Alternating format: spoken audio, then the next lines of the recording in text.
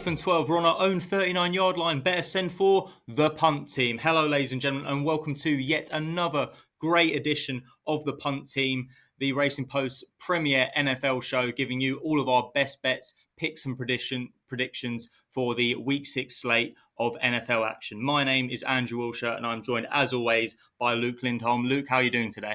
Oh, I'm best I've been this season. Can we give it up for my Patriots right here? I mean, that win in Buffalo, Drake, man, it wasn't just a game where we had 50-mile-per-hour winds and took the Bills down.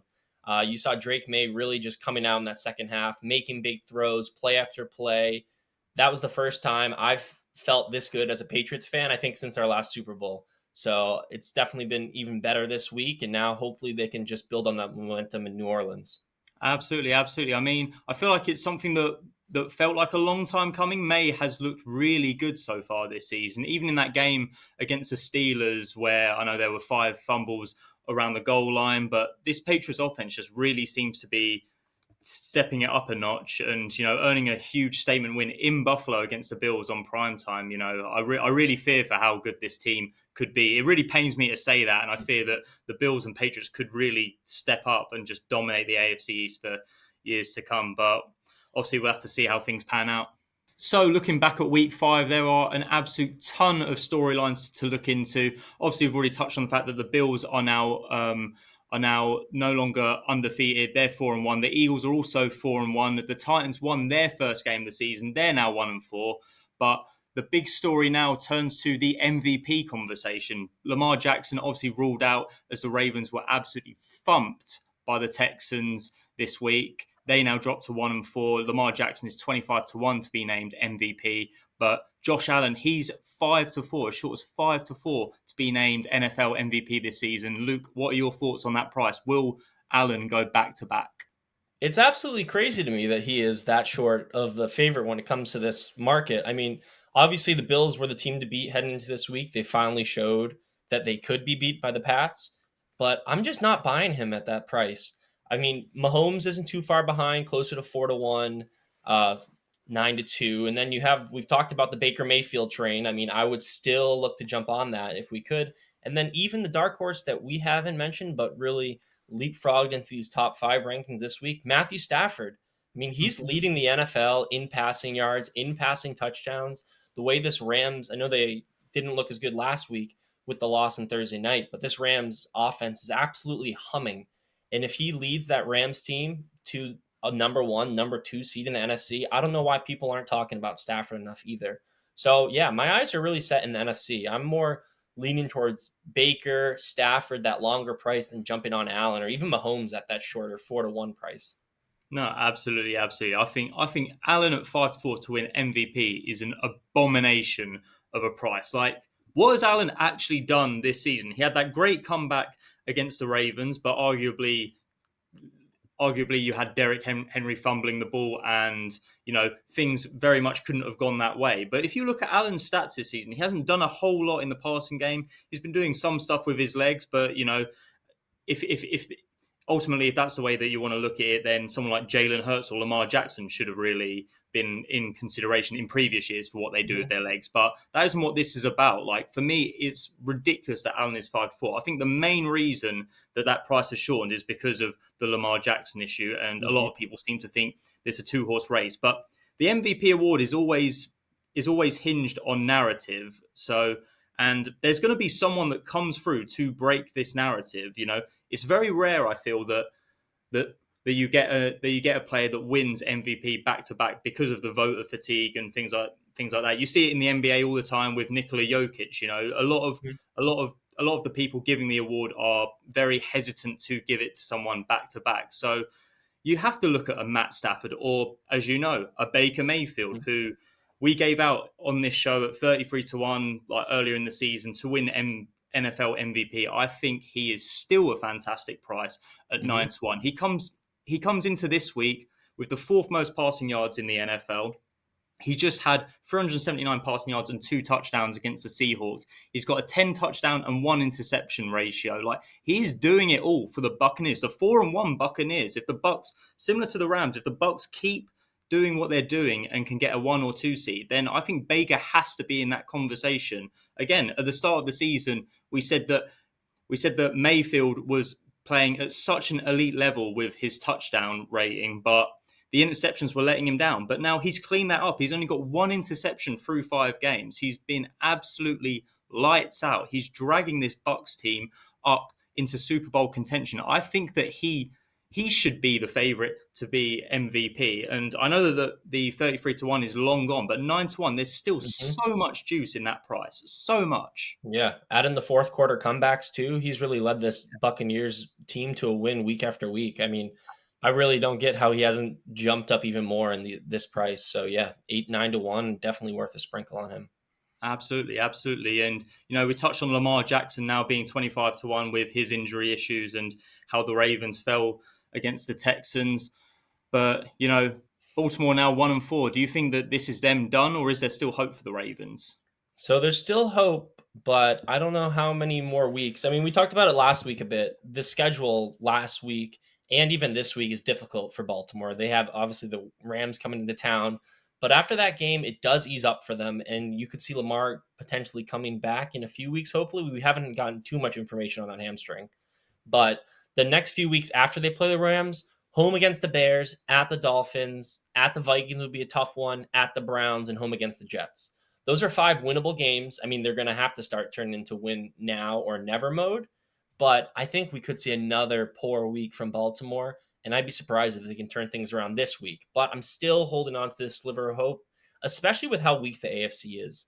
No one has really shown to me that they can win the AFC. I know Buffalo was the front runners, but they showed that they could fall to the Patriots last week. So no one's running away with this AFC, especially that AFC North. I'm still not sold on that Steelers team. So I do think the playoff window is open for Baltimore, but it's getting smaller and smaller week by week. And come November, if they haven't turned things around by then, I would say it's done and dusted. Absolutely. I think you make a great point about how weak the AFC is. I mean, we've talked about it before, how Patrick Mahomes and the Chiefs have owned the AFC for years. Constantly, we see the Bills and the Ravens shorting the betting with the expectation that surely Josh Allen or Lamar Jackson is eventually going to get over the hump and make it to a Super Bowl. But that doesn't happen because of how dominant the Chiefs have been. And now that KC is starting to waver, it seems like no team wants to actually step up and take the AFC by the scruff of the neck. So I certainly think that Baltimore isn't done yet. If they do have to get into win now mode, and if they do lose this week and drop to 1-5, even if they drop to 1-6, I still think that there's hope. They'll just have to run the gauntlet. But I do think that this team is still good enough to run the gauntlet if Lamar Jackson is back in time. And hey, if they do win 10 in a row, then that's amazing momentum going into the playoffs. I remember a couple of years ago when the Bills were essentially in win now mode, when I think they were something like 5-7, 6-7, something like that, and they had to win their last 4 or 5 games to even have a chance of making the playoffs. They did that, and then I think they were second favourites to win the Super Bowl because they suddenly had a ton of momentum on their side. Betting is all about knowing the spots to bet on a team, We said at the start of the season that the Ravens, for me, I felt that the Ravens were too short given their tough start to the season. They've now faced this tough start to the season. I didn't quite expect them to be 1-4. I thought maybe 2-3, 3-2, but they're 1-4, and now they've got another tough game against the Rams. Even if they lose that game, to your point, their schedule gets significantly easier. If they can get Jackson back and really just start pummeling teams, getting back to the Ravens that we saw last year, then I really think that this team can put the whole AFC on notice. And I wouldn't want to pull the trigger yet at 16-1. I would want to wait and see how they do against the Rams, but I do think that there's going to be value in their Super Bowl price at some point, and that could be next week. Carrying on from that, elsewhere in the NFL, Week 5 really was the week of the underdog. The underdogs were 9-5 straight up, which is the most outright wins by underdogs in a single week for over 3 years. And they haven't actually gone 9-5 straight up or better in a single week since 2017. We saw the likes of the Broncos beating the Eagles. We saw your Patriots beating the Bills. We saw the Titans come back to beat the Cardinals in a crazy game. And on Monday night, we saw the Jags beat the Chiefs to continue KC's struggles. So now I want to ask you a bit about Kansas City. We thought that them winning those 2 games in previous weeks and getting back to 2-2, that, okay, this is Patrick Mahomes, this is the Travis Kelce, these are the Chiefs that we've all come to know and expect. But Now they've been beaten 31-28 by the Jags. They've dropped to 2-3. Is that the Chiefs struggling, or is this the Jaguars proving themselves to be a sneaky contender for the postseason? I think it's a mix of both. I do think that Kansas City, if you saw them last year, what were they? 8-0, 8-1, one score games. They were getting all those close victories, but they were coming down to the wire. It's not like they were blowing teams away last season. Fast forward to this season, it's been the complete opposite. They're on the other side of this luck. So another kind of one score loss. That last touchdown from Lawrence where he fumbles the ball, gets up, runs it in. I mean, it was pretty crazy to see the Chiefs lose in that fashion, but it honestly felt like it was luck coming their way based off last season. So I'm not fully out on this this Chiefs team. I do think the offense is starting to come alive. We saw that against the Jaguars, but the defense also showed holes in that game. So it was the first time I've really felt they had a bad defensive game this season. So I'm not completely sold on Kansas City. I do think another huge test this week, obviously with Detroit coming into town. It doesn't seem like that schedule lets up, but they're going to have to start churning out some wins because obviously it was a lucky loss, but they had a bunch of lucky wins last year. So they need to remove luck out of the equation and just start getting the job done. Yeah, no, absolutely, absolutely. It's really going to be interesting to see how they respond this week. We'll come to talk about that when they have a huge matchup against the Lions later on in the show. But for me, Jacksonville, like to just like touch on them. Said Mm-hmm. at the start of the season that I liked this Jags team to respond well to Liam Cohen. But a major part of that was that I liked their offense a lot, and I actually think that it's the defense has been Yeah. carrying Jacksonville a lot so far. But then to that point, if the Jags can start to turn a corner on offense, as we saw glimmers of against the Chiefs, then I think this team can really be in contention. And, to touch on it as well, suddenly the AFC South for years has been a bit of a joke division. And now Mm-hmm. it could be turning into a sneaky powerhouse with the Yeah. Jags, the Colts, the Texans have a mean defense and they're getting back on track. Suddenly this is the hottest division in the AFC, which is crazy. Mm-hmm. Yeah, I know. I mean, no one saw the Colts coming around this way, and that Texans defense, as you mentioned, they are absolutely fierce. So, yeah, AFC South stock is up for the first time. I think we could say that in what 10 plus years. Absolutely. And, the last one to touch on was the Broncos beating the Eagles. That ended what felt like what felt like a streak of more than a year of the Eagles dominating teams. I think it was 20-1, the Eagles' record since in their last 21 games, and the fact that Denver went in there, scored 18 unanswered points Mhm. to beat Philly at Lincoln Financial Field. Does that make Denver a sneaky contender now too? We obviously saw some big throws from Bo Nix in that fourth quarter, but the key for Denver the last 2 weeks really has been their defense coming alive. I mentioned it, but six plus sacks, and I mean 6 sacks against Philadelphia. It was more of the same from the Eagles. It's they don't play complete games. I mean, we saw them looking good in that first half, even into the third quarter, and then just completely falling off a cliff. It did seem like they wanted to pass the ball a bit more, which has been a recipe for disaster in Philadelphia.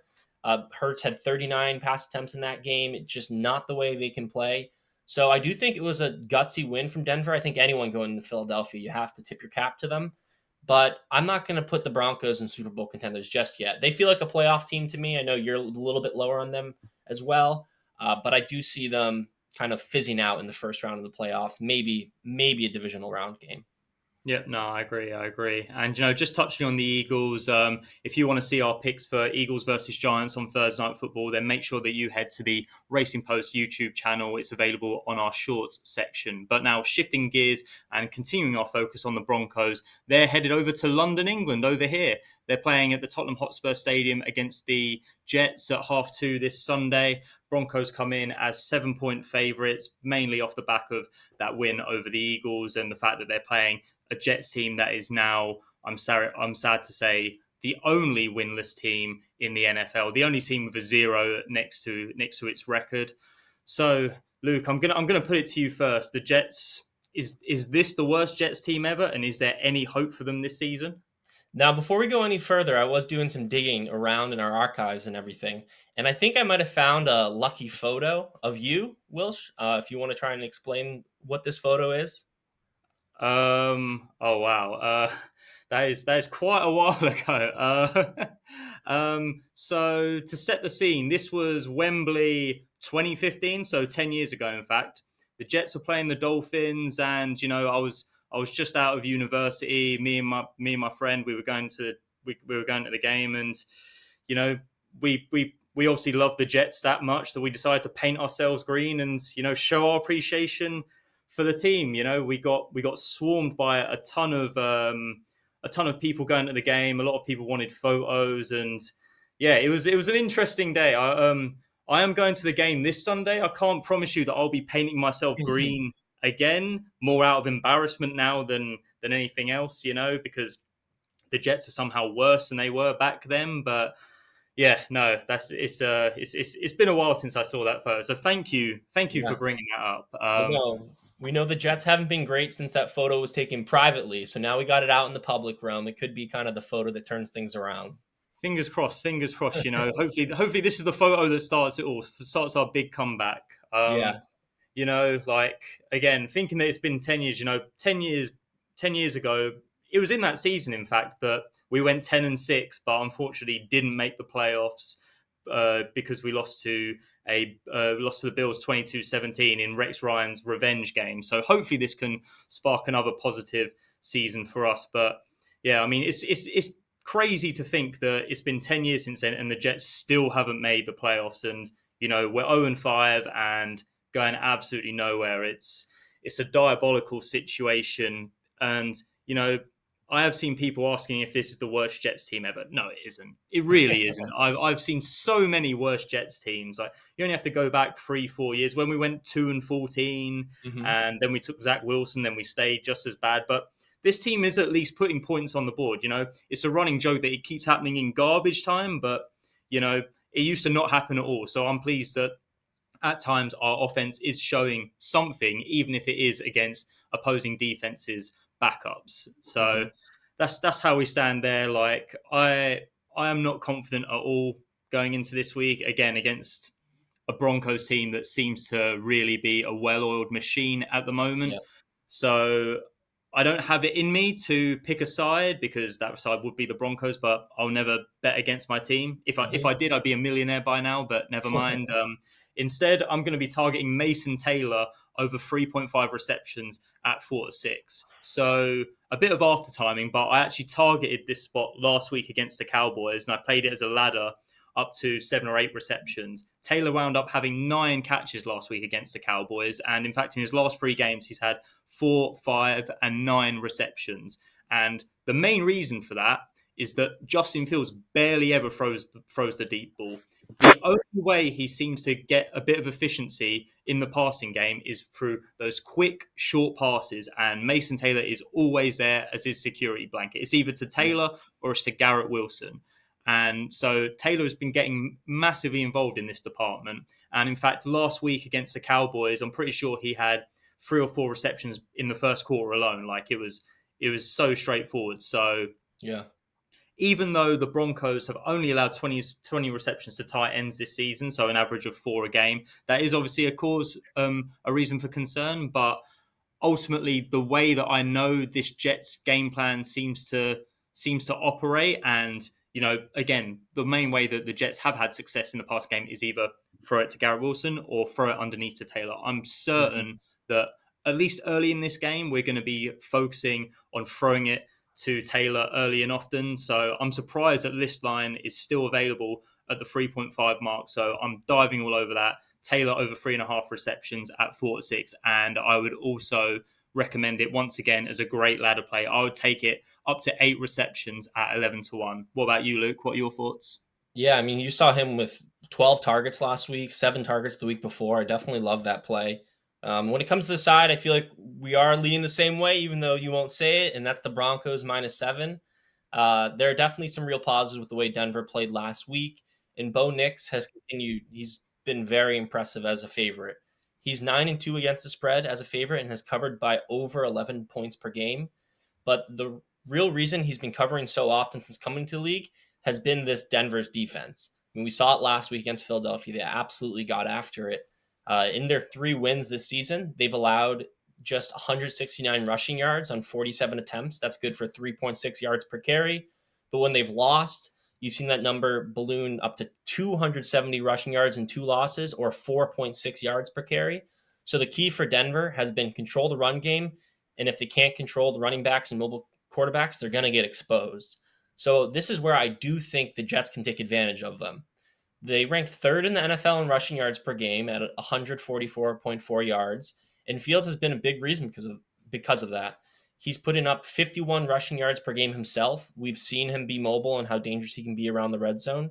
And with the overall threat of the Jets' rushing attack, he's benefited from more designed runs, more play action, and more chances to scramble. So while I do lean Denver in this game, my best bet is actually going to be going with Justin Fields to find the back of the end zone and score at 13-5. So a little bit more juice here, but I do think Fields has the chance to make things interesting. And it could just be me, but I never like betting against a team that's 0-5. I mean, you have to think the Jets are getting a little bit hungrier here. The 7 does seem like a lot, especially overseas. You throw that into the mix. So yeah, just give me Fields to find the end zone at 13-5, and I'll be rooting for you, Wilsh, that at least this game can stay close. Fingers crossed, man. Fingers crossed. Moving on to the 6 p.m. slate, and our first game to target is the Seahawks versus the Jaguars. So we've already touched on the Jags with that huge victory over the Chiefs on Monday Night Football, whereas the Seahawks weren't quite so lucky. They wound up losing 38-35 in an incredible shootout against the Bucs. But the Seahawks have looked impressive this season, Luke, haven't they? Yeah, I mean, I've really liked Seattle this season. Obviously, they lost that shootout against Tampa Bay. I don't think that's the style that Mike McDonald envisioned for his team, especially coming as defensive coordinator from Baltimore. And the other thing is they just dropped another game at home. So under McDonald, they really haven't performed well in Seattle, but they've been great travelers. I mean, they're 9-1 straight up on the road under McDonald, and 6-3-1 against the spread in those games as well. And as you mentioned, if that offense is humming, they're actually top 5 in the NFL in passing yards. So Sam Darnold has shown that he can play in Minnesota. He can play in Seattle as well.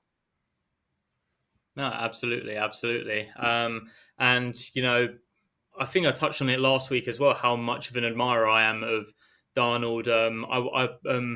One of my best bets was taking the Bucs Seahawks game over 44.5, and obviously it obliterated that total. Easy. We saw 73 points in that game, and I just love Darnold as a gunslinger. Like, this is what he was brought in the NFL to do. It didn't work out at the Jets, but we saw it at the Vikings last year, and he's just thriving. He's taken another step forward, I feel, with this Seahawks offense. Like, the hookup between him and Jackson Smith and Jigba is phenomenal. And again, I mentioned it last week, but Cooper Kupp is there to keep those defenses honest, and that helps his connection with JSM continue to flourish, and while keeping Kupp in that passing game as well. So yeah, I really like this Seahawks offense. I think they've continuously looked tremendous. Again, Darnold with 4 touchdowns last week as well. And I personally think that this is a great spot to take Seattle +1 on the spread. You've already alluded to it, but they have a fantastic record on the road. So even though they are doing probably as far a cross-country trip as you can, traveling from Seattle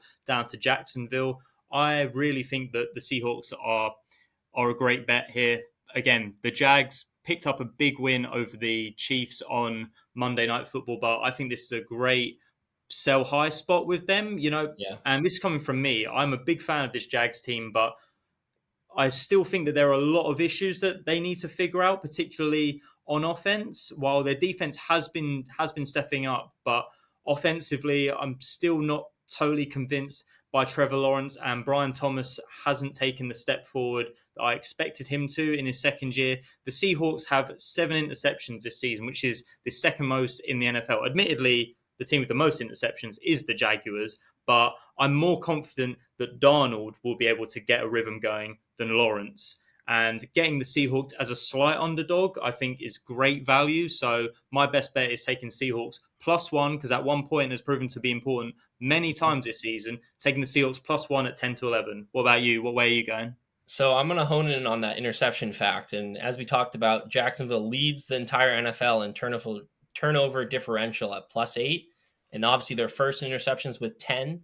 So that's been the key for Jacksonville. We talked about it a bit with the Steelers previously, but this defense has been good. The way they've turned teams over has been great.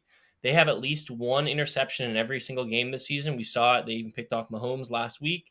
And if there's one QB who's a gunslinger who tends to give defenses chances, it's Darnold. Whether he's pressured or trailing, he has risky throws. They show up often. And against a takeaway heavy secondary like Jacksonville, it's definitely a bad recipe. Now, I do lean towards Seattle in this game. There's actually been a bit of a trend that favors the Jaguars. I mean, that favors the Seahawks. It's home underdogs on Monday Night Football, which the Jags were last week. They've struggled the following week. They're just 26-42 straight up and 30-38 against the spread over the last decade. So that Monday Night Football hangover is real when you're the dog and have to fight for that game. So I definitely lean Seattle, but I'm actually just going with Sam Darnold to throw one interception at 5-6. I wouldn't dissuade you even from him throwing two at a juicier price, but I definitely think this Jag secondary can get at least one interception, and we've seen it all season. They are just turnover machines. So I absolutely love Darnold to throw one pick in this one. Yeah, no, absolutely. To be honest, I think that based on what we've discussed there with the Jags being interception machines this year, I think that getting 5-6 is a great price. Mm-hmm. Again, because of how Darnold loves to just air it out and launch the ball up in the air. He's very similar to Baker Mayfield, I think. They'll just like launch it up, and when it hits the receiver, it looks great, but he has some INTs in him. So yeah, 5-6, a great price. And then following on from that, again, the Bucs beat the Seahawks last week, and they're our 9:25 game. The Bucs hosting the 49ers. The Bucs now 4-1, while the 49ers picked up a big upset against the Rams last week on Thursday Night Football. They were 8.5-point underdogs in the end after Mac Jones was named as a starter. To be honest, I was already counting my money. I put up the Rams -6.5, but Mac Jones came in and he balled out. So yeah, Luke, tell me what are your thoughts on the 49ers? I mean, this San Francisco defense has been lights out under Salah, obviously back in San Francisco leading the team. Fred Warner has been outspoken talking about how much a difference the locker room has felt with him back in San Francisco. And they're just one of two defenses in the entire league, the other being the Packers, that haven't allowed a single point in the first quarter this season. So they come out flying out of the gates. I mean, I think it's definitely benefited their offense then because they can play from ahead. Mac Jones, Brock Purdy, when they're trailing, I wouldn't back either quarterback. And on the other side, Baker Mayfield, although he's been solid against the spread overall, he's actually 25-17 against the spread with the Bucs. But when you look at the splits, they matter a lot. He is 16-8 against the spread as an underdog, but only 9-9 as a favorite. That's just in Tampa Bay. When you zoom out at his career numbers, he's just 20-32-1 when he lays points.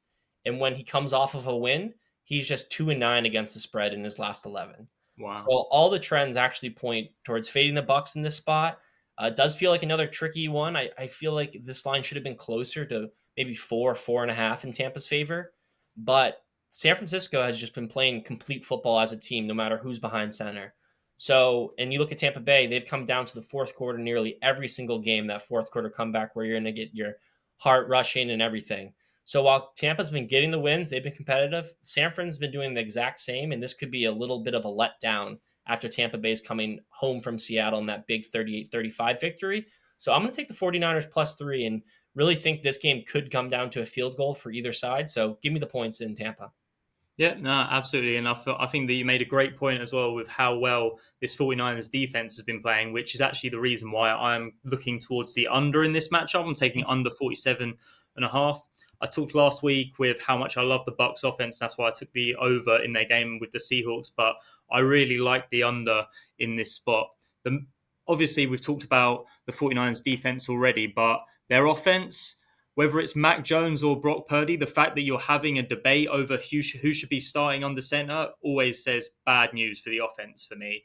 I think that if it does wind up being Jones, as good as he looked against the Rams, I think that inconsistency can and often does let him down, while Brock Purdy is often a serviceable QB. So whoever starts under center, I can see them dropping off a bit and for the Bucs defense to have their way with them. Ultimately, as well, the Bucs have been very hot against the run, so they've actually allowed the 6th fewest yards per carry, so I can see them neutralizing Christian McCaffrey and again really try and make whoever's under center, Purdy or Jones, beat them through the air. And I think that Todd Bowles is going to come up with a great game script to try and neutralize that threat. Then shifting gears and looking at the 49ers defense, again, like they've allowed the 8th fewest passing yards per attempt, and I absolutely love Salah.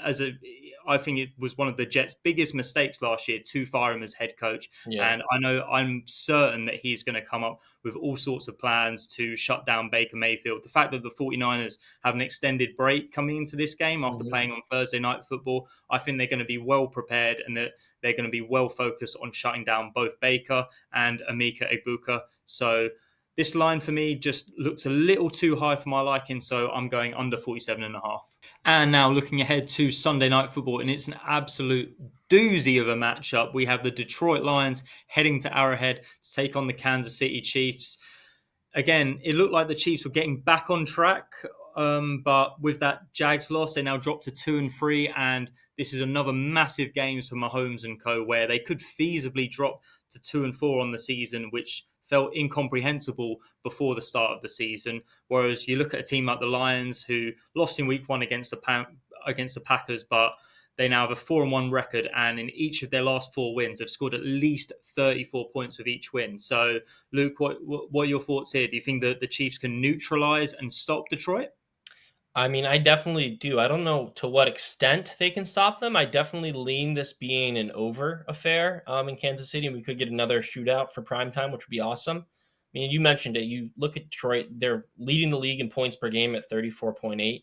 And they're third in time of possession, which is a major key when playing against Mahomes. Keep him off the field as much as you can. Mm-hmm. But my concern for this game, especially when you start thinking of it turning into a shootout, is Detroit's red zone defense. They haven't faced a lot of opponents in the red zone this season, but they rank 25th in touchdowns allowed in the red zone, which can really get them in trouble against elite scoring teams, especially a team led by Patrick Mahomes. We talked about it previously. Kansas City has really shined when they're less than a field goal favorite or an underdog. So obviously one loss early this year to Philadelphia, but Mahomes is still 29-12-1 against the spread in those situations. And also the Lions are coming off a big win. Mahomes is 15-4 against the spread when facing opponents coming off a double-digit win. So the trends are definitely in Kansas City's favor. And then you also think back to the 2023 opener where Detroit came into Kansas City, beat the Chiefs and Mahomes. This feels like the perfect revenge spot for Mahomes and Andy Reid. I mean, looking at primetime trends, there's tough to distinguish the two teams. Goff and Campbell in Detroit are 12-2 in primetime together, but Mahomes in his 25 primetime games since 2022 are 19-6. So it seems like you can kind of wash those out. And the biggest difference for me, I mentioned it, I think both defenses are going to allow points. But in the end, I trust the Kansas City defense in the red zone to hold strong. And this Chiefs offense, I don't think is getting enough credit, especially with Rashee Rice not even playing yet. They're top 12 in passing, rushing, and points per game. And this offense has really led them to be successful at home. They're 14-1 at Arrowhead in the last 15 games. So I know they dropped down that game earlier this year to Philadelphia. It really could have gone either way, if you ask me, especially with the way the Eagles played in that second half. I do think that Kansas City, especially after another loss in primetime against Jacksonville, this feels like a spot where they really need another big win. I know they got the one over the Ravens, but if they can beat the Lions again at home, it just further cements that they're still here. They're Super Bowl contenders. Not going to fade Mahomes. I think I did already earlier this season with the Ravens. So it's the last time I do it. I've learned for the season, and I'm taking Kansas City -2.5. See, this is where you and I differ because I'm actually going with the Lions +2.5 at 10-11. You know, I've said it before, but bet against Mahomes at your peril. But that's the way I have to lean. You know, like you can't deny the facts that this Lions team is a scoring machine once again, and I just don't trust Mahomes and the Chiefs' offense to keep up. You know, the Chiefs' ground game has been a massive issue this season. Yeah. Pacheco, Kareem Hunt, neither of them can get it going. I think Patrick Mahomes has actually led the team in rushing on multiple occasions this season, which is pretty ridiculous when you think about it. And now they're coming up against a Lions team that ranks in the top 10 in run defense. So they're going to force Mahomes to win this game through the air, which obviously he's more than capable of doing. But I just think it puts added pressure on him when I just feel like it's inevitable that this Lions team is just going to rack up tons of points. Goff has 12 touchdown passes already this season, and the David Montgomery, Jahmyr Gibbs, Sonic and Knuckles tandem is in full flow once again, the absolute best in the league. While the Chiefs D is of course still very stout, they did still look vulnerable against the Jags at time, and again, this Jags offense hasn't been that great. So if that's what Trevor Mahomes is able to do to this team, then I really fear for what Dan Campbell and the Lions offense will be capable of. Ultimately, there's every chance that KC wins this game, but I just cannot give the Lions 2.5 points in this game. If you take away home field advantage, then ultimately this game is a pick'em as far as odds makers are concerned. And I just don't see that. I just think that the Lions have been so much more impressive this season than the Chiefs, based on what we've seen over the past few games. And while there is every chance that Mahomes and KC do get the job done, I just cannot turn down the chance getting the Lions plus 2.5 based on what we've seen so far. Now it's time to try and win you a nice 3-leg treble with our Punt Team big game treble coming in at a very juicy 6-1 price. First off, we're going with the Seahawks +1 against the Jacksonville Jaguars. So ultimately, this Seahawks offense has been absolutely on fire this season. We saw it last week when Sam Darnold threw for 341 yards and had 4 touchdowns. And ultimately, the tandem between him and Jackson Smith-Njigba is one of the best in the league right now. And I just don't see how the Jags are going to be able to stop that pair. The Seahawks, it feels like, have been scoring at will very regularly. And while the Jags picked up a huge win over the Chiefs last week, I'm still not completely convinced by Trevor Lawrence. Ultimately, for me, this feels like a great sell high spot on the Jags, and I'll happily take the Seahawks given how well they've been on the road lately. Luke, tell me, what are your next picks? So my next pick that I'll add on to that is the 49ers +3. You could even go up to 3.5 if you don't want to push on one leg of this parlay, but we'll land on the +3 here. Yep. Again, this just feels like too low of a line for how well the teams have played this season. The Bucs are obviously winning late and behind Baker Mayfield's heroics, but as a favorite in Tampa Bay, he's just 9-9 against the spread. And in his career, he's just 20-32-1 against the spread. Also, when he's coming off a win, he's just 2-9 against the spread in his last 11. So I'm backing all those trends in this one. Give me the 49ers +3 as our second leg. And then for our final leg, I know I fought Wilsher off air for this one, but we're adding in the Chiefs -2.5. If you remember back to week 2, we actually just lost our treble because of the Chiefs falling to Philadelphia. So if they lose this one and loses our treble again, they're banned completely out. List. But I'm going to go back to the well with Mahomes, less than a field goal favorite at home. He's 15-4 against the spread when facing opponents coming off a double-digit win. And this is the perfect revenge spot after Detroit came into Arrowhead in 2023 and knocked them off. So I'm going to close out the treble with Chiefs -2.5. So we have it, the Punt Team's big game treble. We've got Seahawks +1, 49ers +3, and Chiefs -2.5 at very enticing 6-1 odds. It is now time for us to take a look at our best player prop bets with the Punt Team player prop double. I'll be going first, and my target will be Jaylen Warren under 50.5 rushing yards for the Steelers. So the main thing for this is, first off, that Warren actually missed a game against the Vikings for the Steelers in London through injury. And in the other 3 games that he has played in, he has failed to top this line in any of them. Crucially, Kenneth Gainwell gained the start at running back for the Steelers in place of him in that London game. And he had 19 carries for 99 yards and 2 touchdowns. So you have to think that Gainwell is going to be picking up some of the carries from Warren. And ultimately, given Warren hasn't even topped this line when he has been the lead back, I really can't see any reason to be supporting taking him over 50.5 rushing yards when you factor in that they're facing a Cleveland Browns team that has allowed the fewest yards per carry in the NFL. They've already stood firm against the likes of Josh Jacobs, Derrick Henry, David Montgomery. This line feels way too high for me, given what we've seen from Warren this season. So Jaylen Warren under 50.5 rushing yards is our first prop bet. How about you, Luke? What way are you going? Yeah, absolutely love. When it comes to any running back, they're under rushing yards going up against that Browns defense. But I am riding the high wave of the Patriots, and I am taking Drake May over 1.5 passing touchdowns this weekend down in New Orleans. So you can find that around 20 to 21 or so, or even money. And he's been finding the end zone this season. He's already thrown 2+ passing touchdowns in 3 of the Patriots' 5 games. We just saw Antonio Gibson go out against the Bills. So, and with Ramondre Stevenson's fumble problems, I do think the Patriots will rely a lot on their passing game in the red zone, maybe even see some more Travion Henderson kind of pass receptions out of the backfield, because we haven't seen that too much, and he was a star at Ohio State. Looking on the outside in the surface, the Saints pass defense actually looks decent. They're allowing the 9th fewest passing yards per game. But when you look deeper, that's actually directly correlated because they're facing the 9th fewest pass attempts per game. So it's kind of what you would expect by the number of attempts they're facing. And when you dig deeper and look at their pass defense, their opponent passer rating actually ranks 28th in the NFL, and their red zone defense is 27th. So this means that quarterbacks are carving them up when they do throw it, and especially when they're near the goal line. Through 5 weeks, quarterbacks are averaging 2.2 passing touchdowns per game against New Orleans, and every quarterback they've faced so far has thrown for at least 2 touchdowns.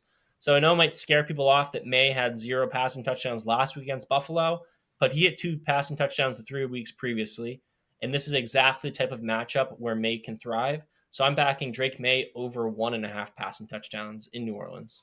Great. So there we have it. We have Jaylen Warren under 50.5 rushing yards and Drake May over 1.5 passing touchdowns. That comes in at around 5-2 on the player prop double. And now it's time for the Punt Team's best bets of the entire NFL Week 6 slate. Last week, it was absolute heartbreak for me and ecstasy for Luke. We went head to head. I had the Cardinals -7.5.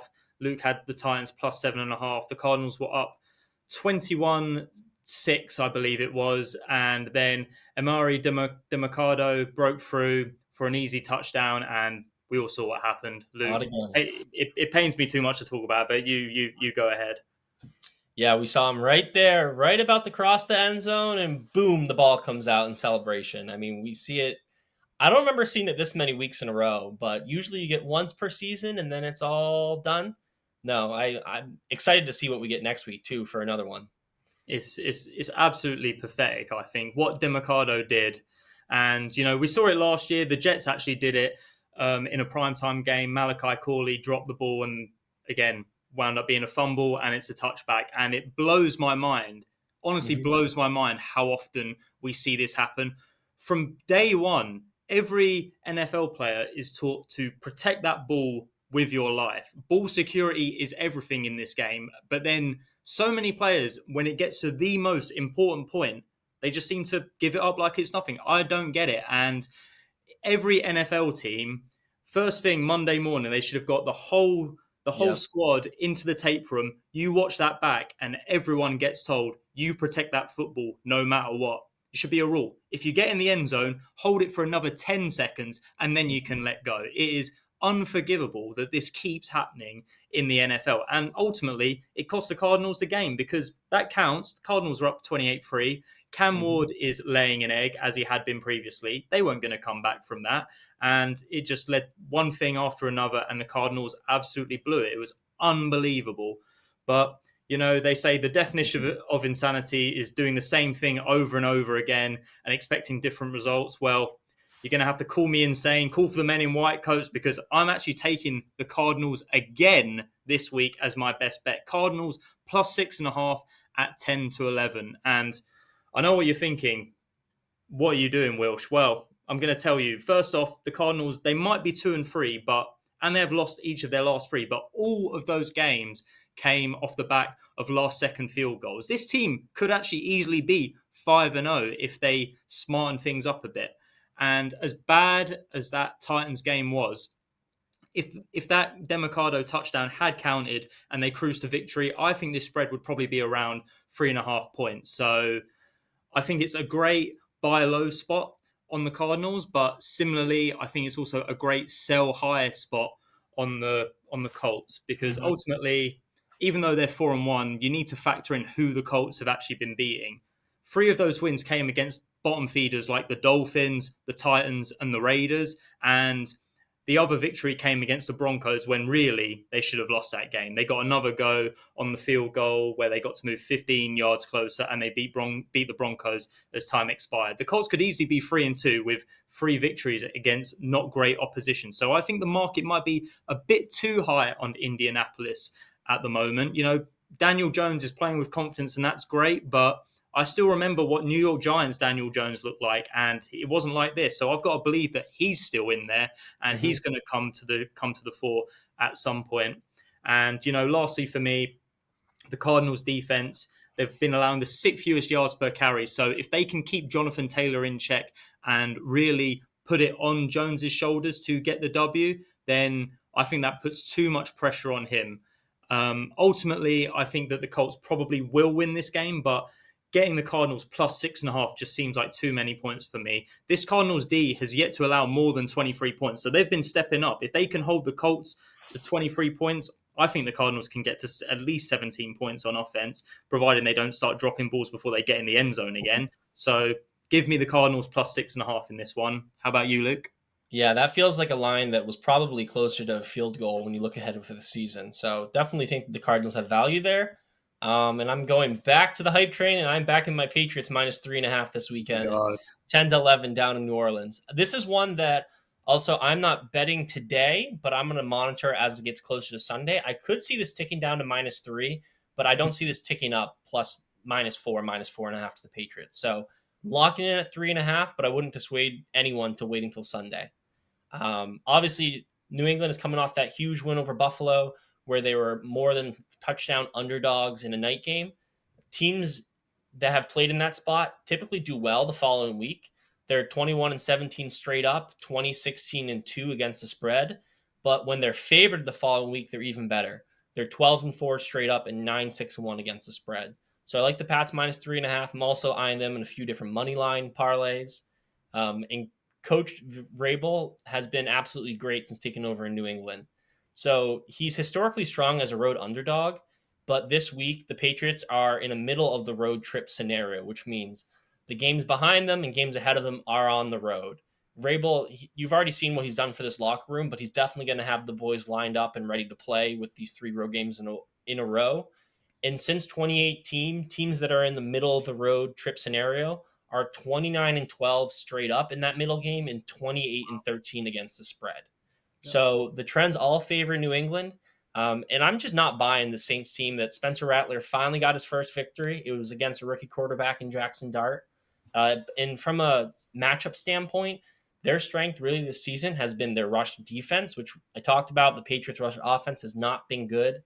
But the rush defense of the Saints are 9th in rushing expected points added, so an EPA. And they've held top backs under 70 yards in 4 of their 5 games.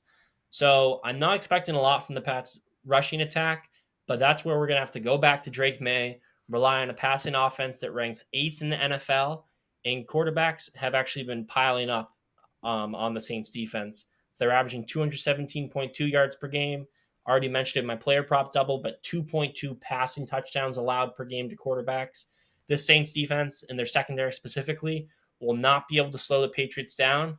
We saw Stephon Diggs break out last week in New England for the first time. I think he could be in for another big game, and I'm expecting another huge game from Drake May. So give me the Pats minus 3.5. Again, parlay that with May to throw 2, 3, 4 touchdowns, whatever you want. I love the Patriots this week. I think they keep the momentum rolling, and Saints will realize, yeah, they are a 1-5 team. And that's what they're going to be going to after Sunday. My gosh, you are just like unbelievable with this Patriots team now. 1 win Not against the gonna stop Bills now. and they're the greatest team in the world, right? Yeah, it's not going to stop now. We got the Super Bowl fever back in us in New England, so we're feeling good again. The first time since, Brady's been gone. Yeah, absolutely, absolutely. Well, we'll have to wait and see how that goes, but that just about does it for us here on the Punt Team for this week. Remember to like, comment, and subscribe to our YouTube channel. And I touched on the comments, but make sure you tell us your best bets for this week. Shout out to Mark Will, who gave us his 2 best bets last week, and both of them copped. So make sure you let us know what way you're betting for NFL Week 6, and also mention if you like mine and Luke's best bets and your thoughts on the show overall. But for now, he's been Luke Lindholm. I've been Andrew Wilsher. if you've ever been in a 4th and 7 on your own 29-yard line, make sure you send for the Punt Team. Thank you very much.